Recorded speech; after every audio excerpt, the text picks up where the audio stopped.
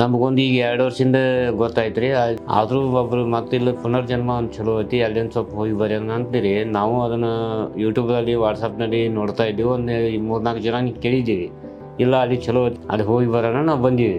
ಅದೊಂದು ಸಣ್ಣ ಗಡ್ಡೆ ಹಲ್ಲಂತರ ಒಂದು ಸಣ್ಣ ಗಡ್ಡೆ ಆಗತ್ತಿತ್ತು ರೀ. ಗಡ್ಡೆ ಆಗದಂತೆ ಅದು ಅದೇ ಲೋಕಲ್ ತೋರಿಸಿದ್ವಿ, ಅದಕ್ಕೆಲ್ಲ ಕ್ಯಾನ್ಸರ್ ಅದು ಆಪ್ರೇಷನ್ ಮಾಡ್ಬೇಕು ಅಂತಂದ್ರು. ಇಂಥ ಆಪ್ರೇಷನ್ ಮಾಡಿದ್ರು.